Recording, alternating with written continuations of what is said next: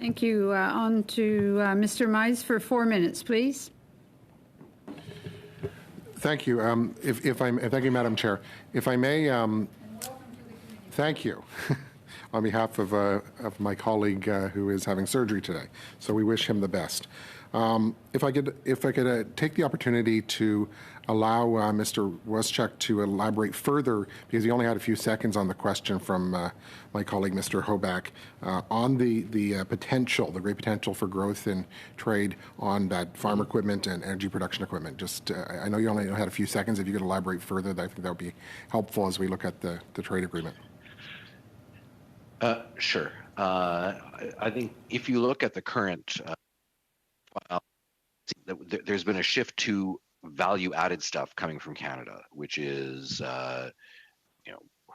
even stuff like Canadian processed pet foods are very popular in Ukraine.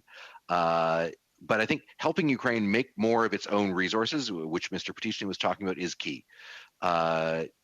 Sometimes business cycles don't help. We had a major Canadian company partnering with Ukraine's state oil and gas company, but just at a time when natural gas prices in Europe cratered. So they ended up walking away because it didn't appear to make sense to them at the time. Right now, with prices where they are now, I think you're going to see renewed interest as soon as geopolitical risk declines. And again, on Ukraine is stereotypically known as a breadbasket, but it has nearly doubled its grains production over the last 20 years, and there's probably scope for another 50 to 80% increase in the next 10 years.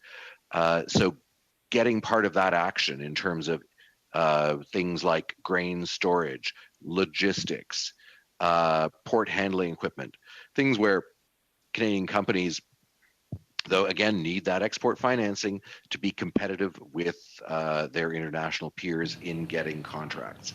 So those are definitely areas where I can see more being done. Thank you.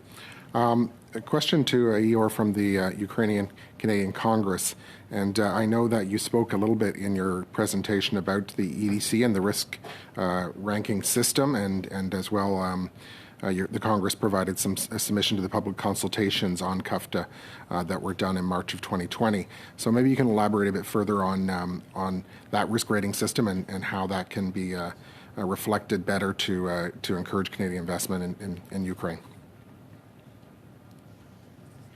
I don't know the intricacies of it, but I know that this has been the biggest point of concern raised with us and with the Chamber and others, that the EDC process, again, prior to the current Russian escalation, was seemingly inexplicable, did not seem to respond to any of the market statistics that were being shown in terms of the kind of growth.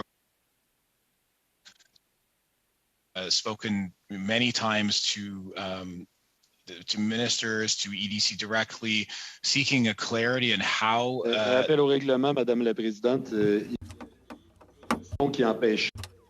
Call to order. The interpreter could not interpret as the sound was cutting in and out. Point of order. If you could repeat your last couple of sentences, sir. Sure. I was just saying that we have met many times with EDC to learn about how they make these risk assessments and have not had a satisfactory answer to how the calculations are made, and we would like more pressure put on them to explain themselves in terms of how they make these calculations. Okay, thank you very much. Thank you, Mr. Mize.